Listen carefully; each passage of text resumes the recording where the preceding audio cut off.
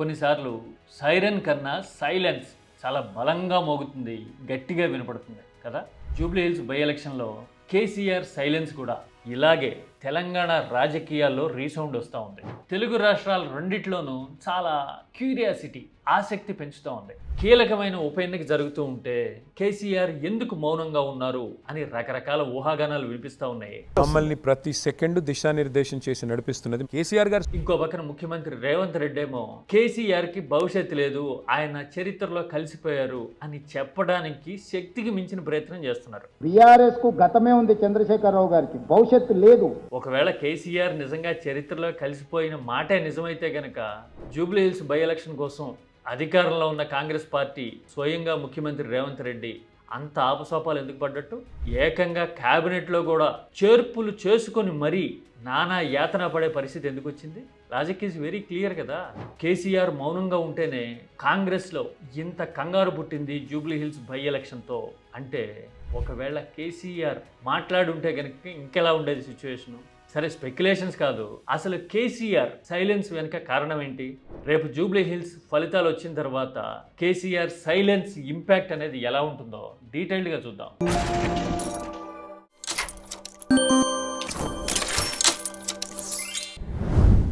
తెలంగాణ రాజకీయం గత 3-4 వారాలుగా జూబ్లీ హిల్స్ బై ఎలక్షన్ చుట్టే తిరుగుతుందిగా. కేబినెట్ మొత్తాన్ని మోహరించి శక్తియుక్తులన్నీ జూబ్లీ హిల్స్ అనే అసెంబ్లీ నియోజకవర్గం మీద కేంద్రీకరించి 7-8 తడవలు రేవంత్ రెడ్డి కూడా ప్రచారానికి దిగి కాంగ్రెస్ సర్వశక్తులు ఒడ్డటం చూసాం.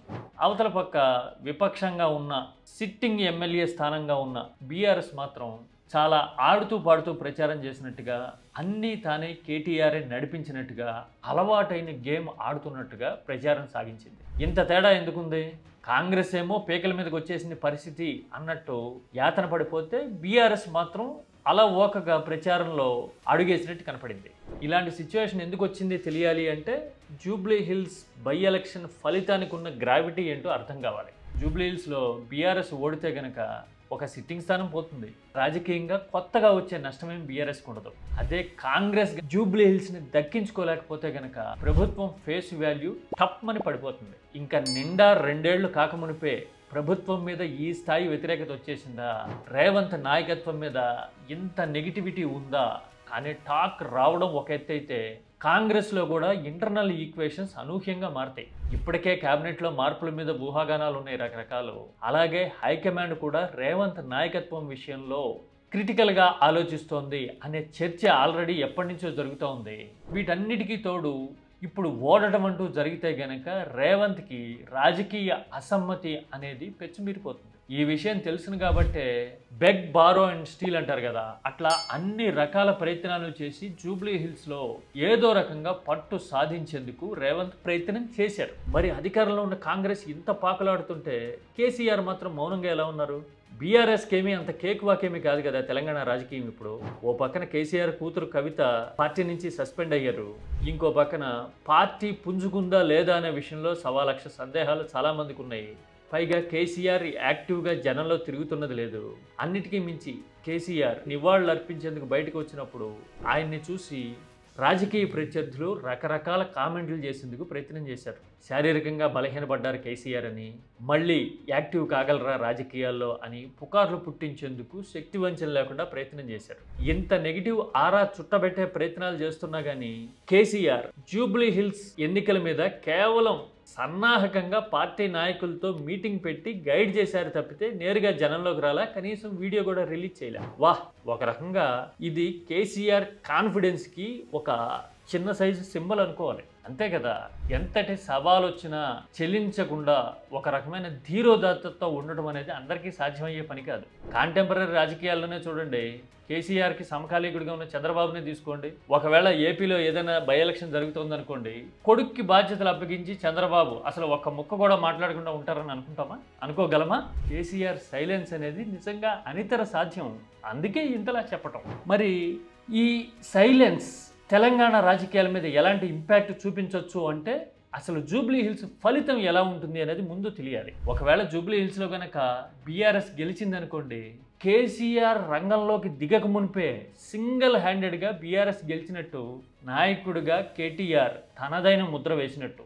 అలాగే కాంగ్రెస్ వాళ్ళు కేటీఆర్నే తట్టుకోలేకపోయారు, ఇక కేసీఆర్ వస్తే ఎట్లుంటుందో సినిమా చూద్దాం అని బీఆర్ఎస్ కాలర్ ఎగరేస్తుంది. తెలంగాణ రాజకీయం ఉల్టా పల్టా అయిపోతుంది, బీఆర్ఎస్ వచ్చేస్తోంది అనే గాలి తెలంగాణని ఉక్కిరి బిక్కిరి చేస్తుంది. ఇదైతే పక్కా బీఆర్ఎస్ గెలిస్తే.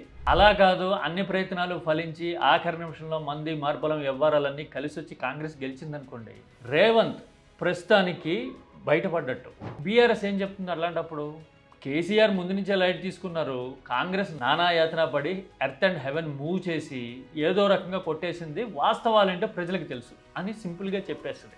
అంటే ఇంత మౌనం తర్వాత ఒకవేళ బీఆర్ఎస్ గెలిచింది అంటే రాబోయేది రాజకీయ ప్రళయం తెలంగాణలో. మరి అలాంటి ఫలితమే వస్తుందా? ఒకవేళ వస్తే గనక 2 ఏళ్లలోనే తెలంగాణ రాజకీయం అమాంతం తిరగబడుతుంది.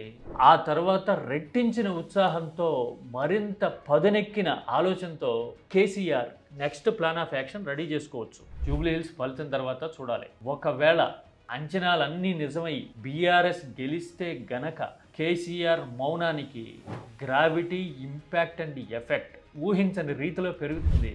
కాంగ్రెస్ ప్రభుత్వానికి ఆందోళన, ఫ్రస్ట్రేషన్ తప్ప మరో దారి కనిపించని పరిస్థితి తెస్తుంది. But we have to wait and watch. అధికారంలో ఉన్నప్పుడు ఒక నియోజకవర్గానికి, అందులోనూ రాజధాని ప్రాంతంలో బై ఎలక్షన్ జరిగినప్పుడు అధికారంలో ఉన్న పార్టీని కొట్టిపారేయడానికి లేదు కదా. చూడాలి కేసీఆర్ మౌనం తెలంగాణ రాజకీయాల్లో ఎలాంటి సమీకరణలకి కారణం అవుతుందో.